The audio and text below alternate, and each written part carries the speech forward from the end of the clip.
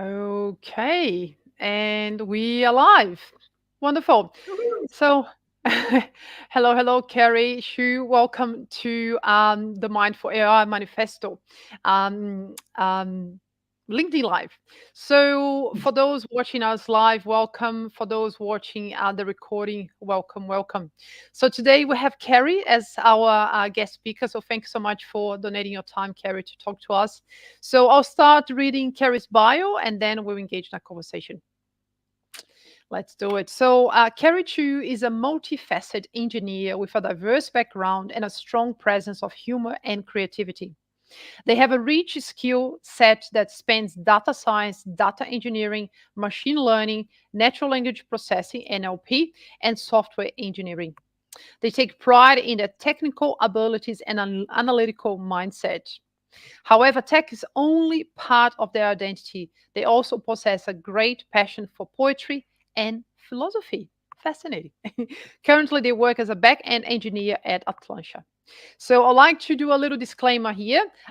All the information provided today is their personal view and does not represent her employer, Atlanta. With that out of the way, welcome again, Kerry. Thank you. Pleasure to be here. Lovely. So, how about we start with, a few fire questions. Yep, let's So, go. how do we pronounce your name correctly? So it's Kerry True. It's kind of like true or false. Carry through. Ah, thank you. That's why I always like to ask because the likelihood of me getting right is very low. City or country that you were born, Carrie? China. China. And the city or Luoyang. town? So Loyang. it's famous for its peony and lemon grottos. Okay, cool. Favorite drink? Water, most of the time still, sometimes sparkling. Favorite meal? Anything my grandma cooks. Ah, okay. Dessert. I would say tiramisu. Tiramisu, one of my favorites too. In terms of music, do you have a particular song, like a favorite song, or any kind of music style that you enjoy the most? Well, I say I enjoy all music, but when I'm programming, I like to listen to indie rock. Okay. Back in the days when I was programming, I liked to listen to classical music. How boring! Indie rock sounds much more fun. um, Energy. Carrie, how do you keep fit in a physical level, in a mentally level? I do sports, so I play tennis. I also coach tennis. I run. I do weightlifting. I do yoga. I think I'm just addicted to sports. Amazing, very versatile, and yeah, very holistic. Well done. What do you think you'll be doing if you are not working in the tech space? Well, I think I would probably be a chef or a writer or poet, something creative. I Mhm. do enjoy my weekend cooking time where I explore different recipes. Brilliant. Favorite city?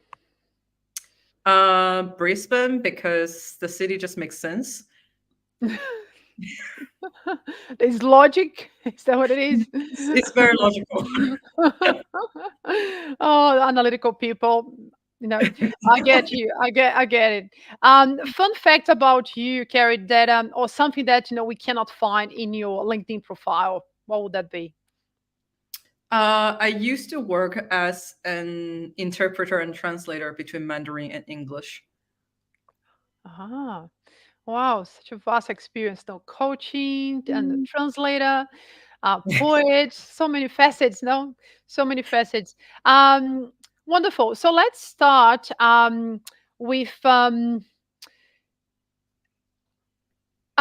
challenge. One of the challenges that we have in our website, and I'll bring that up. So for those um, who are not familiar with the challenge identified in the Mindful AI Manifesto website. Out of the challenge that we have up there, Kerry, is there one particular challenge that you find that resonates with you at all? Yes. So I think the second point, the ethics in AI, is, I guess, the one that I resonate the most. And I wanted to expand on that a little bit. So my concern for the AI in industry is that there is a lack of guidance and regulation, by most part, from the data source to the modeling to the application. What I mean is that in our data, whether or not the data is clean is one issue, but whether or not the data reflect the real world is another issue. And whether or not that we want our data to reflect the real world is another issue. So what I mean by that is that when Twitter launched a bot called Tay, and eventually they have to shut down the bot because Tay become very racist online. And it started out as a very innocent child. And that's kind of like how AI or machine learning models are. They are a, I would say, a black box, but or like a blanket page. And if we feed them the data, they would learn from it.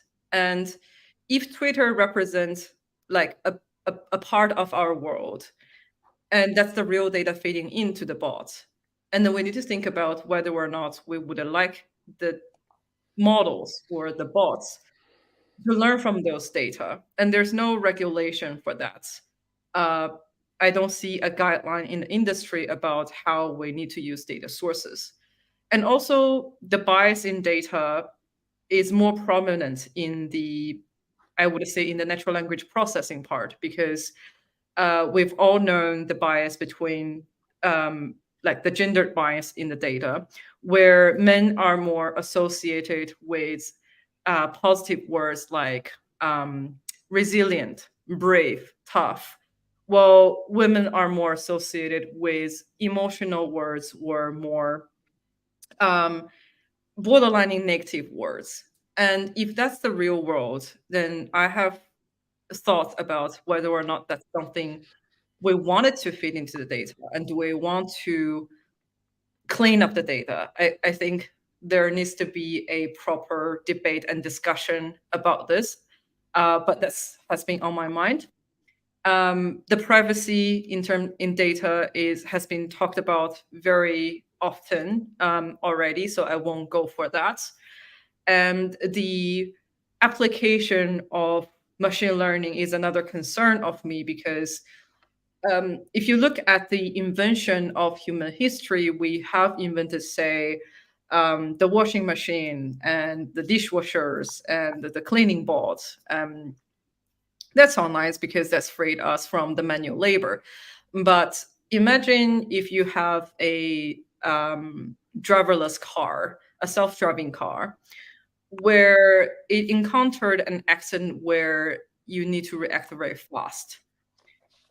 If it were a human driving the car, it would just be a human reaction to the accident.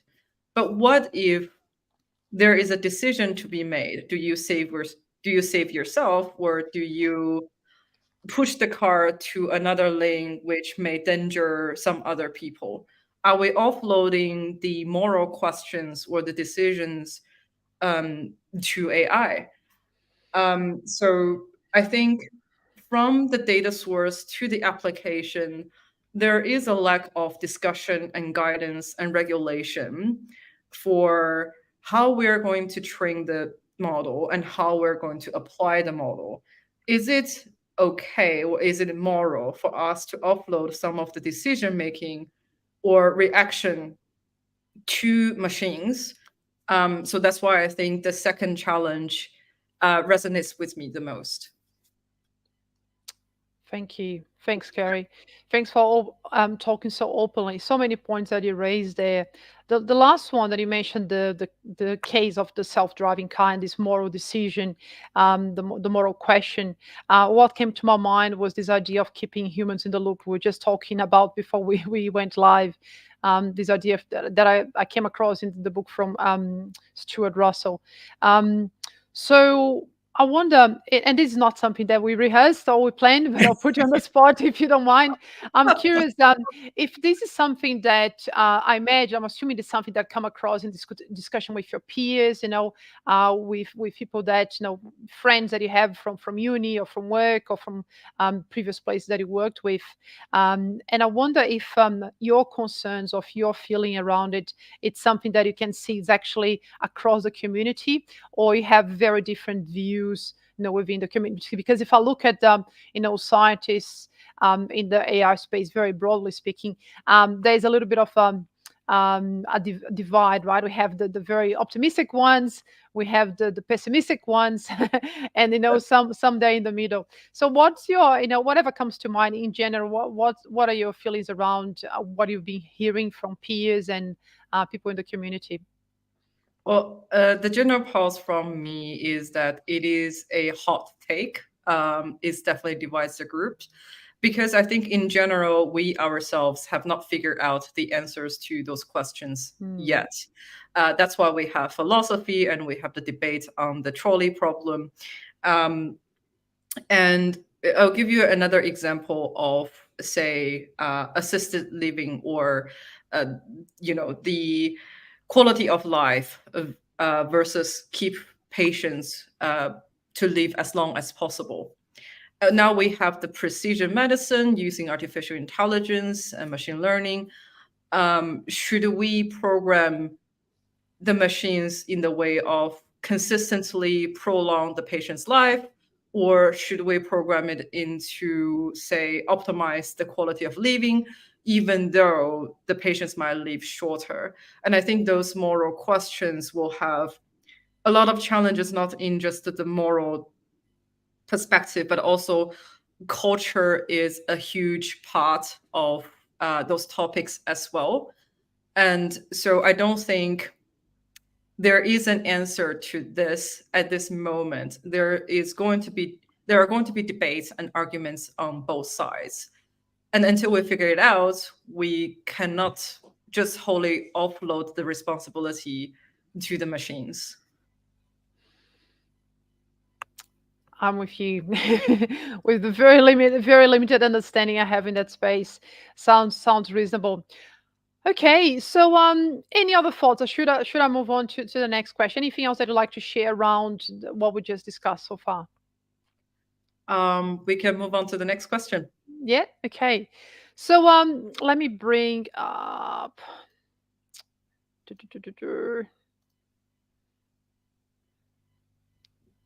Okay, here we go.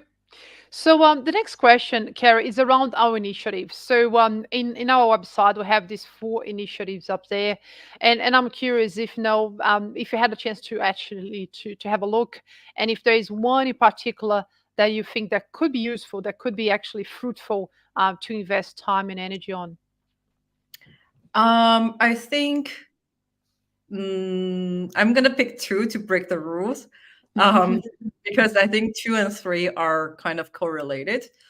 I think we definitely need to have a manifesto or a guideline for people to interpret and implement in their own workplace or in their industry where they're utilizing AI.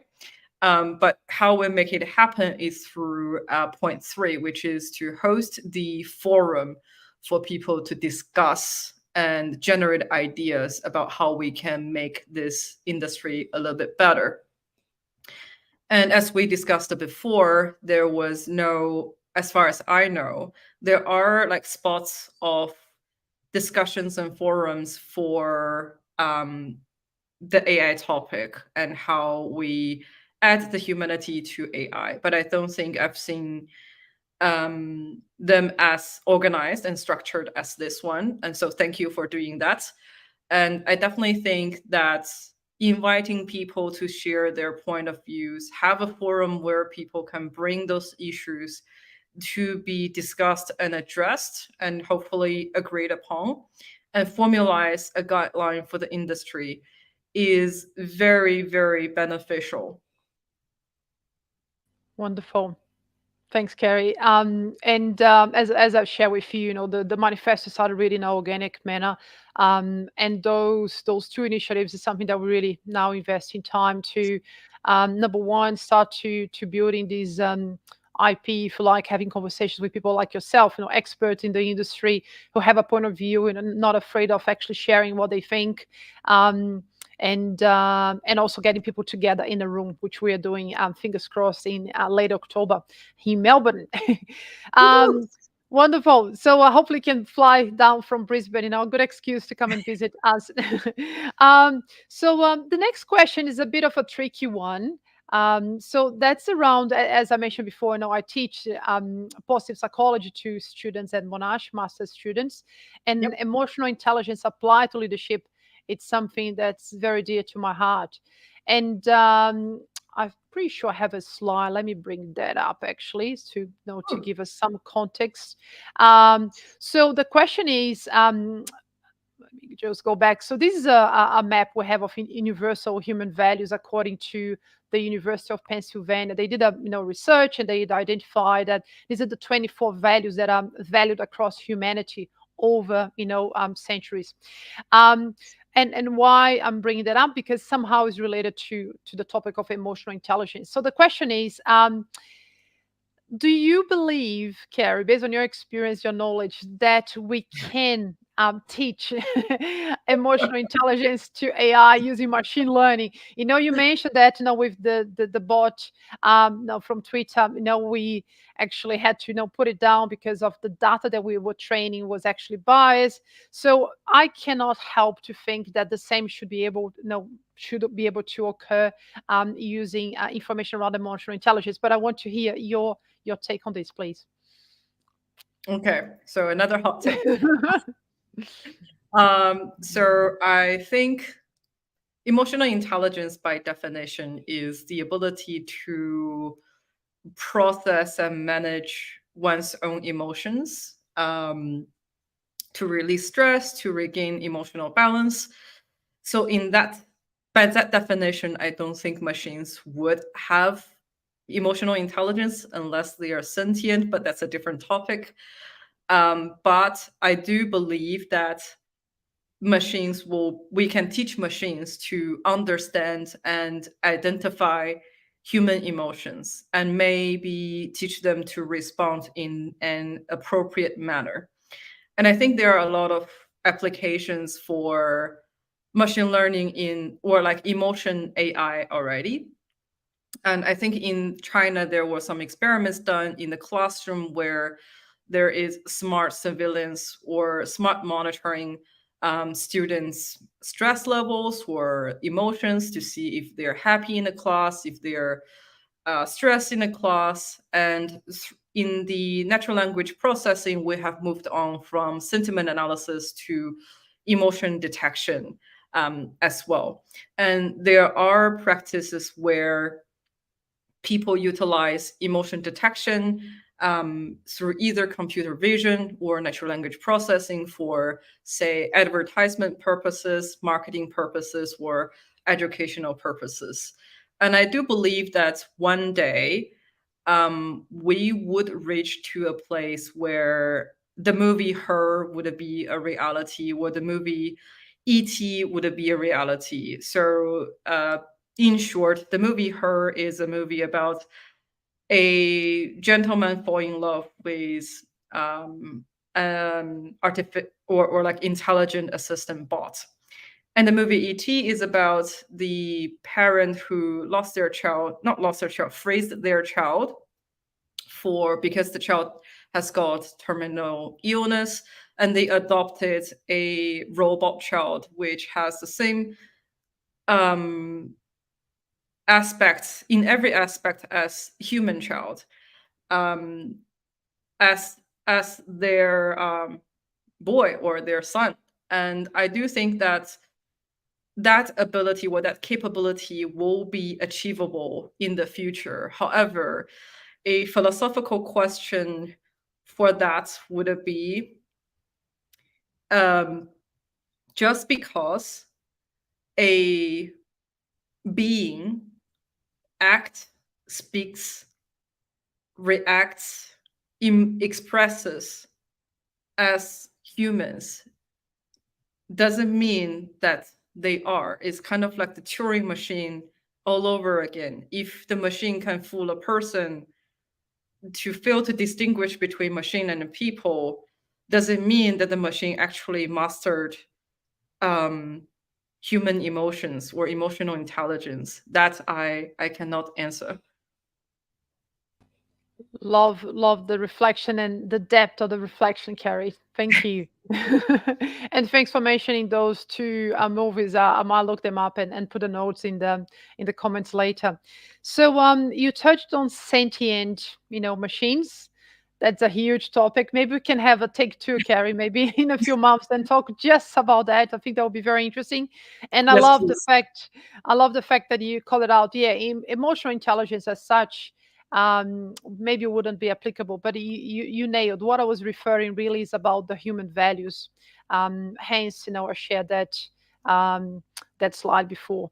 So, including things like empathy, for example, which I think you exemplified. So, um, I think your answer was yes, that it's something that you can see that will be possible in the future. Is that correct? Yes. Yes, okay, I understood. All right, so excuse my husky voice. So next, I'd like to ask you. We talk about if you look on LinkedIn, we have hashtag for responsible AI, ethical AI, the mindful AI manifesto. We talk about mindful AI. So when you hear the term mindful AI, what comes to mind to you? How would you define? How do you view mindful AI? I think it's a good name. I think first I like the word mindful because we're living in such a rapid pace society nowadays, especially in the tech industry, everything happens so fast. And sometimes we really need to slow down for the regulations, the guidelines to catch up. Um, so I really like that. And when I checked out the platform, I think it is a very good initiative to start from the bottom up, from the people who are actually every day in the trenches of the industry, and start from there.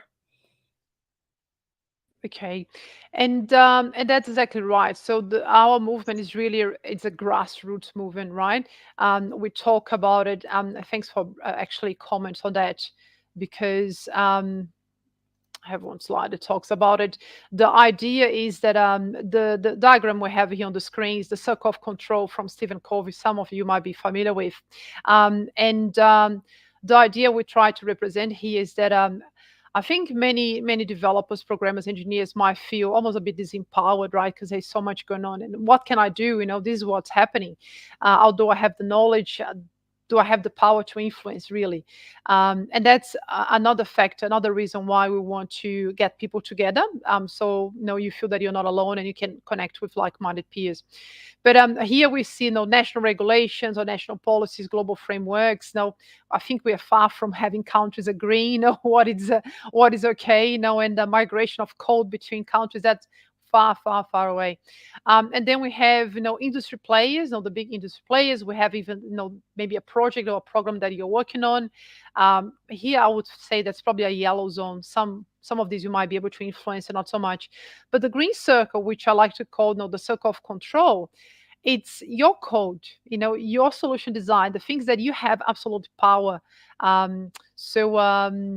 Yeah, that's something that I believe, and now you all have the authority to to impact. Any thoughts on that, Kerry? Agree, disagree? I definitely agree, and I want to add on to that. In China, we have an idiom. So, in loose translation, it translated like this: um, a small sparkle can light up a Ferrari. So, which means, regardless of how small the initiative started, how little number of people cared about this issue. If you believe in something, you can make a big impact and you can influence other people to join the cause.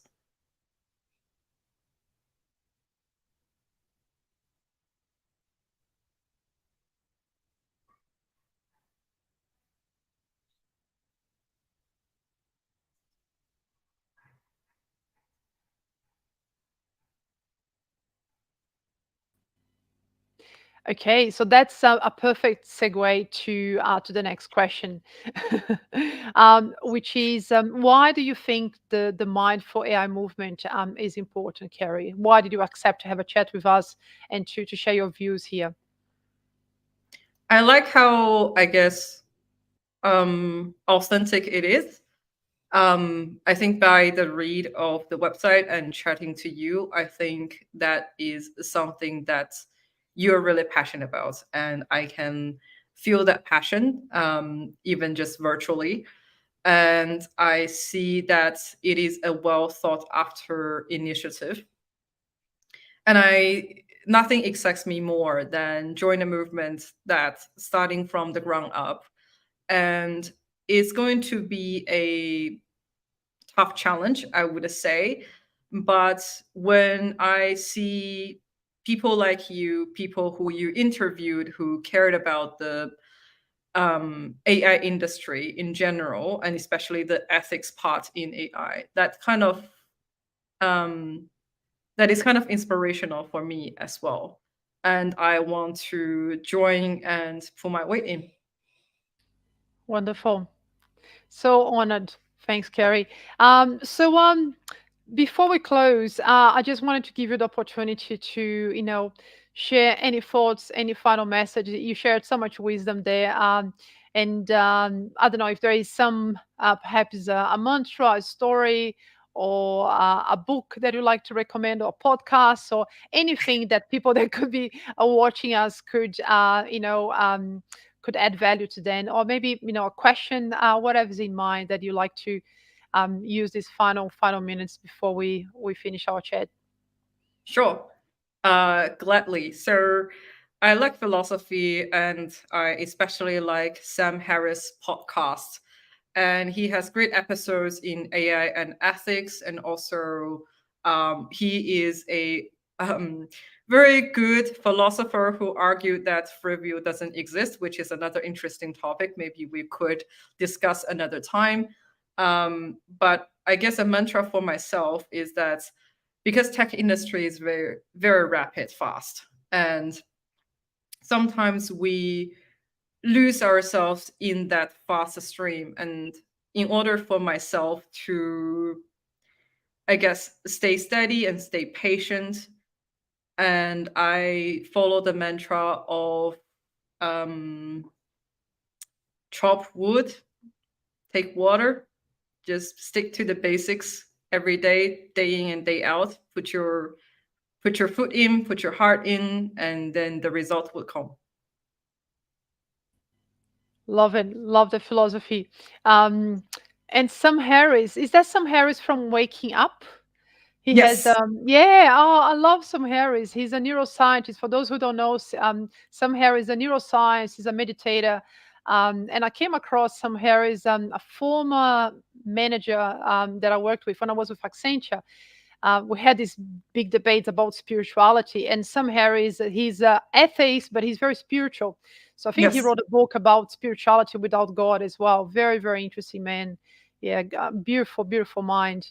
And I love the idea of chop wood, the simplicity. I think what comes to my mind is back to simplicity, and wonderful. So, Kerry, thank you so much again for your time. I feel that we could talk for another 2 hours, so we might have to do this again. So, thanks again to you. Thanks for your employer to allowing you, to show up and share your personal views as well. And yeah, look forward to meet you in person. Hopefully, who knows? Maybe in October. All right. Thank you for the opportunity. It's a pleasure. You're super welcome. Thank you, and see you next time, everyone. Thank you. See ya.